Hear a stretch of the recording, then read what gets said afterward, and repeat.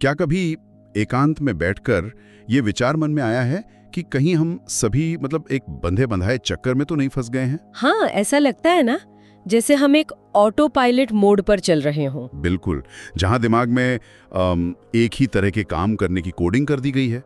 हम हर दिन जागते हैं और वही पुरानी आदतें दोहराते हैं। और सबसे बड़ी बात तो ये है कि हम पूरे आत्मविश्वास के साथ ये मान लेते हैं कि हमारे सारे फैसले पूरी तरह स्वतंत्र और तार्किक है। यही तो। लेकिन क्या सच में ऐसा है? आज की इस गहन चर्चा में हमारे सामने साइकोलॉजिकल रिसर्च, कुछ बेहतरीन आर्टिकल्स और क्रिटिकल थिंकिंग से जुड़े नोट्स का एक पूरा स्टैक रखा है। और इस पूरे डेटा को खंगालने का हमारा सीधा सा उद्देश्य ये है कि हम अपने ही दिमाग की उन मानसिक सीमाओं और शॉर्टकट्स को डिकोड कर सकें जो हमें सही फैसले लेने से रोकते हैं। एक तरह से देखा जाए तो आज की ये चर्चा हमारे अपने ही दिमाग के धोखों से बचने का एक मैनुअल है, और ये मैनुअल हर किसी के लिए बहुत जरूरी है। देखिए, हम इंसान अक्सर ये भ्रम पाल लेते हैं कि हम बहुत रैशनल या तार्किक जीव हैं जो हर कदम नाप तोल कर उठाते हैं। हाँ, हमें लगता है कि हम हर चीज सोच समझ कर रहे हैं। बिल्कुल, लेकिन इन रिसर्च पेपर्स को गहराई से देखने पर जो सबसे बड़ी बात सामने आती है वो ये है कि हमारा दिमाग असल में बहुत आलसी है। आलसी मतलब विकासवाद या एवोल्यूशन के नजरिए से देखें तो। हाँ, एवोल्यूशन के नजरिए से दिमाग का मुख्य काम ऊर्जा बचाना है। हर एक छोटी बात का गहरा विश्लेषण करने में बहुत कैलोरी खर्च होती है। अच्छा, तो ऊर्जा बचाने के चक्कर में दिमाग वो यूरिस्टिक्स यानी अनजाने मानसिक शॉर्टकट्स बनाता है? एकदम सही। तो आज की इस चर्चा का मूल लक्ष्य उन्हीं छिपे हुए मानसिक जालों या कॉग्निटिव बायसेस को समझना है। क्योंकि जब तक हम इन जालों को पहचानेंगे नहीं, तब तक हम अपनी वास्तविक मानसिक क्षमता का उपयोग नहीं कर सकते।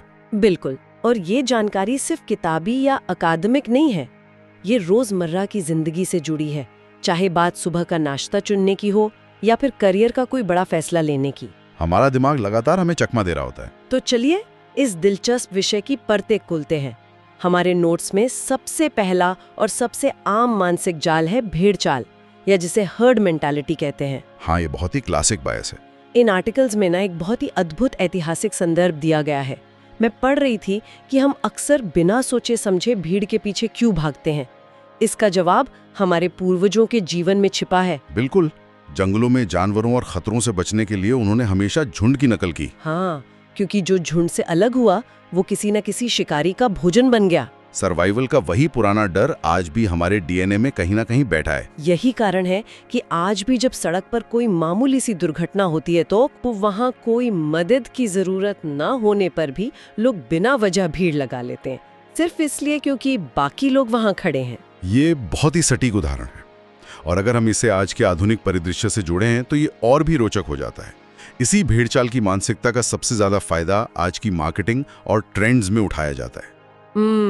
जैसे जब इंटरनेट पर या किसी शॉपिंग मॉल में हम देखते हैं कि किसी खास ब्रांड को बहुत सारे लोग फॉलो कर रहे हैं। हाँ, तो हमारा दिमाग तुरंत उस एनर्जी सेविंग मोड में चला जाता है। वो सोचता है कि अगर इतने सारे लोग इसे पसंद कर रहे हैं तो ये सही ही होगा। हम बिना कोई तर्क लगाए उसे स्वीकार कर लेते हैं। यहीं पर हमारी क्रिटिकल थिंकिंग खत्म हो जाती है और हम भीड़ का एक अदृश्य हिस्सा बन जाते हैं। ये वाकई सोचने वाली बात है कि हम कितनी आसानी से अपनी स्वतंत्र सोच का त्याग कर देते हैं। और इसी के साथ एक और दिलचस्प विरोधाभास सामने आता है, नियंत्रण का भ्रम या इल्यूजन ऑफ कंट्रोल। एक तरफ हम भीड़ को फॉलो करते हैं और दूसरी तरफ हमें यह भी लगता है कि हर चीज की कमान हमारे हाथ में है। रोजमर्रा की जिंदगी का एक क्लासिक उदाहरण लेते हैं। जब इंटरनेट कनेक्शन धीमा चल रहा होता है या कोई वेबसाइट लोड नहीं हो रही होती है तो लोग माउस से उसी लिंक पर बार बार और जोर जोर से क्लिक करने लगते हैं। हाँ, या फिर किसी भयानक ट्रैफिक जैम में फंसे होने पर लोग लगातार अपना हॉर्न बजाने लगते हैं। क्या हॉर्न बजाने से आगे की गाड़ियां हवा में उड़ जाएंगी? बिल्कुल नहीं है, लेकिन ये सब इसलिए होता है क्योंकि मानव मस्तिष्क ये स्वीकार करने से घबराता है कि परिस्थितियां उसके वश में नहीं हैं। नियंत्रण का ये भ्रम मनोविज्ञान की सबसे गहरी सच्चाइयों में से एक है ना। अनिश्चितता इंसानी दिमाग को बिल्कुल पसंद नहीं है। एकदम सही कह रही हैं आप।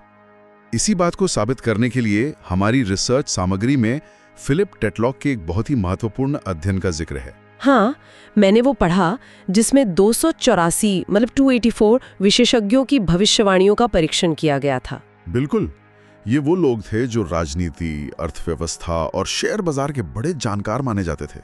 इन लोगों ने भविष्य को लेकर हजारों भविष्यवाणियां की।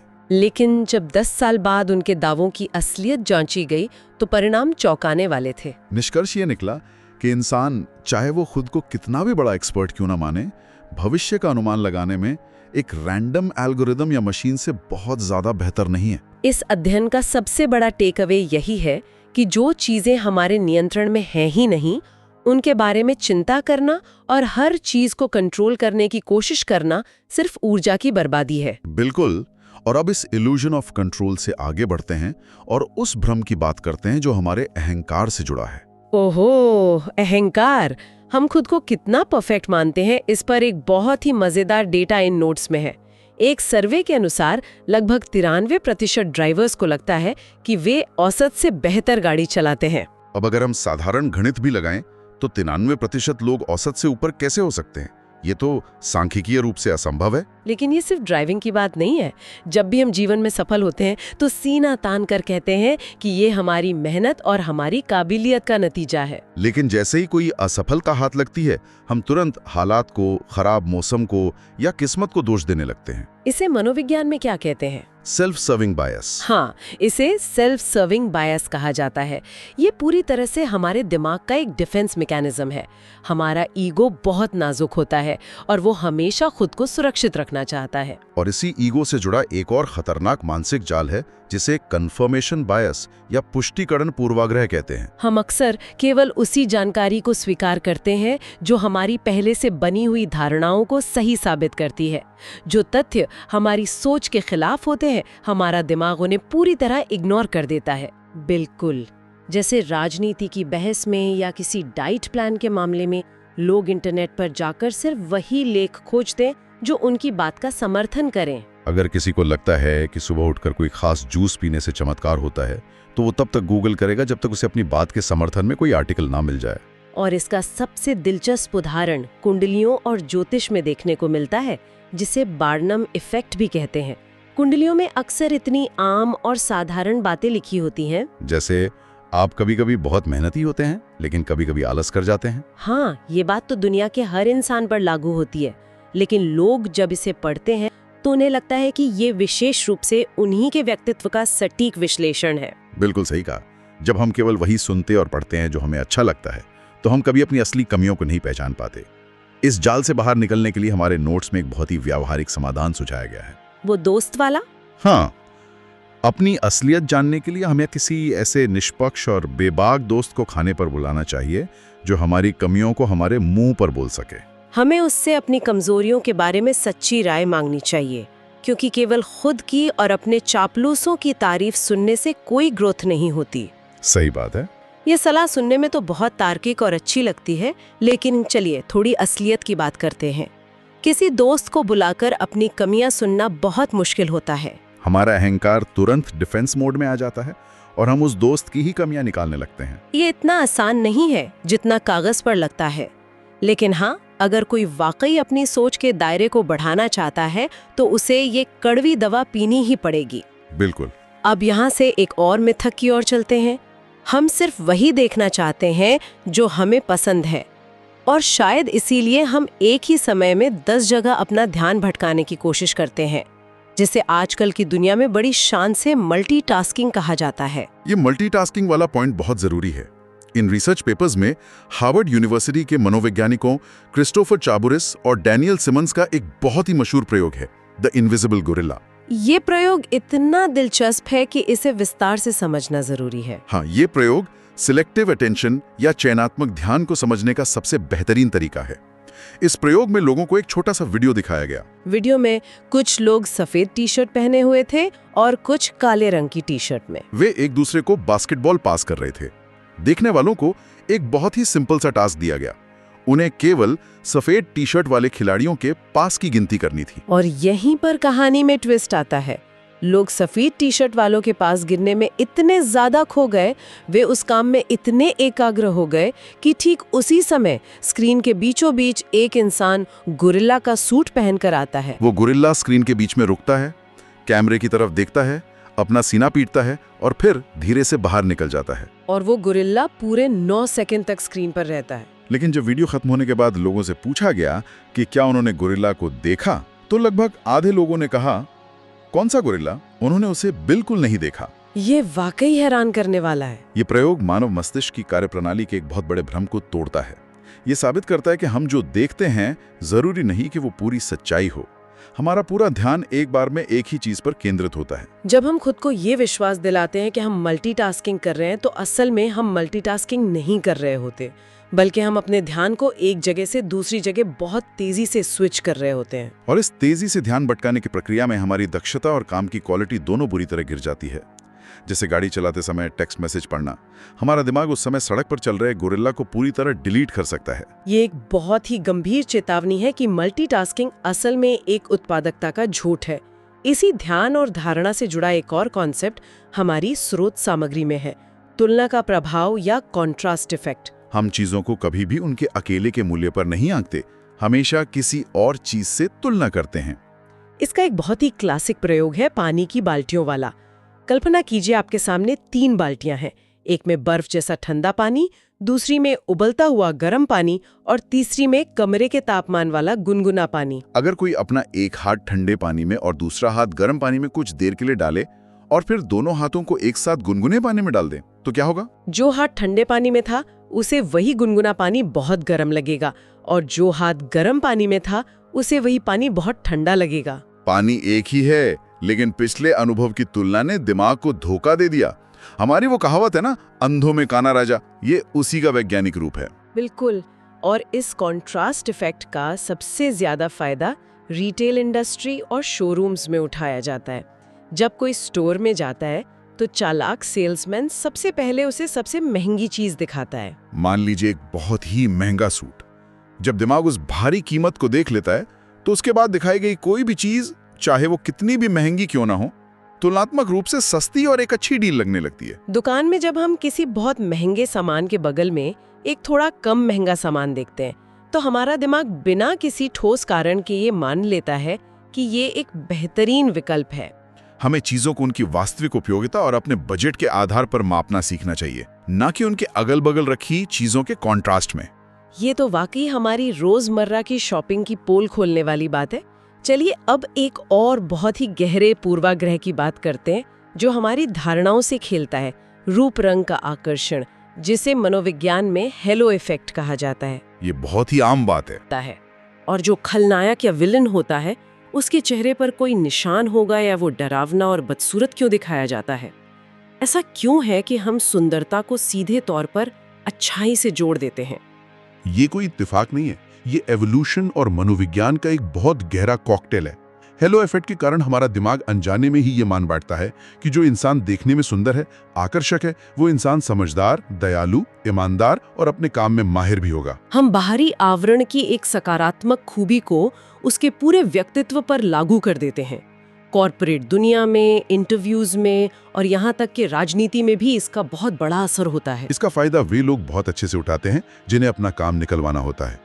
एक चतुर सेल्समैन अक्सर ग्राहकों की झूठी तारीफ करता है या उनके हाव-भाव और बातचीत के तरीके की सूक्ष्म नकल यानी मिररिंग करता है। क्योंकि जब कोई हमारी तरह व्यवहार करता है या अच्छा दिखता है, तो हमारा दिमाग उस पर बहुत जल्दी और बिना सोचे भरोसा कर लेता है। ये तो पूरी तरह से भावना और धारणाओं से खिलने वाली बात हो गई। हमें बाहरी चमक दमक के पार देखना और क्रिटिकल थिंकिंग का इस्तेमाल करना सीखना ही होगा। इसी चमक दमक और बाजार से जुड़ी एक अंतिम समस्या है विकल्पों की अधिकता का तनाव या पैराडॉक्स ऑफ चॉइस। हम अक्सर सोचते हैं कि जितने ज्यादा विकल्प होंगे, हम उतने ही आजाद और खुश होंगे। लेकिन इस रिसर्च में नेल पॉलिश और जैम के एक बहुत ही मशहूर प्रयोग का वर्णन है। एक सुपरमार्केट में एक स्टॉल लगाया गया। पहले दिन वहां केवल 6 अलग-अलग रंगों की नेल पॉलिश या जैम के जार रखे गए। बहुत से लोगों ने उसे देखा और उनमें से एक बड़ी संख्या ने खरीदारी भी की। लेकिन अगले दिन उसी स्टॉल पर 24 अलग-अलग रंगों और स्वादों के विकल्प रख दिए गए। भीड़ तो बहुत आई, लेकिन हैरानी की बात यह रही कि ज्यादातर लोग इतने सारे विकल्पों को देखकर कंफ्यूज हो गए, कोई फैसला ही नहीं कर पाए और खाली हाथी लौट गए। स्वतंत्रता नहीं, बल्कि दिमाग के लिए एक भारी बोझ बन जाता है। निर्णय लेने की प्रक्रिया में हमारी मानसिक ऊर्जा और इच्छा शक्ति यानी विल पावर खर्च होती है। विल पावर कोई जादू नहीं है, ये एक बैटरी की तरह है जो दिन भर के फैसलों से डिस्चार्ज होती है। ठंडे पानी वाले उसी प्रयोग के एक दूसरे हिस्से में ये साबित हुआ कि जिन लोगों ने निर्णय लेने में अपनी बहुत सारी मानसिक ऊर्जा पहले ही खर्च कर दी थी, उनकी किसी भी मुश्किल काम को सहन करने की सहन शक्ति बहुत कम हो गई थी। वे जल्दी हार मान गया। इसलिए जिंदगी में फैसले लेते समय दुनिया में सबसे परफेक्ट क्या है, इसकी अंतहीन तलाश छोड़ देनी चाहिए। जो चीज काफी अच्छी या गुड इनफ है, उसी में संतुष्ट होना सीखना चाहिए। क्योंकि सर्वश्रेष्ठ की खोज अक्सर हमें तनाव और पछतावे के सिवा कुछ नहीं देती। ये एक बहुत ही काम की सलाह है। सर्वश्रेष्ठ की अंतहीन तलाश अक्सर बेहतरीन को भी बर्बाद कर देती है। तो इस पूरी गहरी चर्चा और इन तमाम रिसर्च पेपर्स का सार अगर हम निकालें तो वो ये है कि हम खुद को जितना लॉजिकल, समझदार और कंट्रोल में मानते हैं, असल में ऐसा है नहीं। हम अपनी छुपी हुई भावनाओं, शॉर्टकट्स और पुरानी मानसिक आदतों के गुलाम हैं। बिल्कुल। और इस गुलामी से आज़ादी का पहला कदम ये स्वीकार करना है कि हमारा दिमाग गलतियां कर सकता है। जब हमें बाजार में कोई सीमित समय के लिए ऑफर या लिमिटेड टाइम डील दिखे, तो हमें वहां रुककर सोचना चाहिए कि क्या ये वाकई कोई मौका है या सिर्फ हमारी भेड़ चाल वाली मानसिकता को ट्रिगर करने का कोई जाल। भावनाओं या आर्टिफिशियल दबाव में बहकर नहीं, बल्कि अपनी वास्तविक जरूरतों और थोड़ी सी क्रिटिकल थिंकिंग के साथ जीवन के फैसले लेने चाहिए। जब हम अपने दिमाग के बायसेस को समझ लेते हैं, तो दुनिया का कोई भी भ्रम हमें आसानी से बेवकूफ नहीं बना सकता। इस बातचीत ने वाकई सोचने का एक नया नजरिया दिया है। हमने देखा कि कैसे हमारा दिमाग हमें ही धोखा देता है। लेकिन आज की इस पूरी गहन चर्चा के बाद एक बहुत ही नया और गहरा सवाल उभर कर सामने आता है, जिस पर विचार करना बहुत जरूरी है। वो क्या? जैसे जैसे टेक्नोलॉजी आगे बढ़ रही है और आर्टिफिशियल इंटेलिजेंस हमारी जिंदगी का हिस्सा बन रहा है, आज एआई हमें बता रहा है कि हमें क्या खरीदना चाहिए, क्या पढ़ना चाहिए और कौन सा रास्ता लेना चाहिए। तो जब मशीनें हमारे रोजमर्रा के सारे फैसले लेने लगेंगी, तो क्या इंसान के दिमाग की ये क्रिटिकल थिंकिंग करने की क्षमता पूरी तरह से खत्म हो जाएगी? ये वाकई सोचने वाली बात है। क्या भविष्य में स्वतंत्र और तार्किक सोच सिर्फ एक लग्जरी बनकर रह जाएगी, जिसका इस्तेमाल हम करना ही भूल जाएंगे? ये एक ऐसा सवाल है जो आने वाले समय की हकीकत तय करेगा। इसी विचार के साथ हम आज की इस डीप डाइव को यहीं विराम देते हैं। अपने दिमाग को हमेशा सवाल पूछने के लिए तैयार रखिए।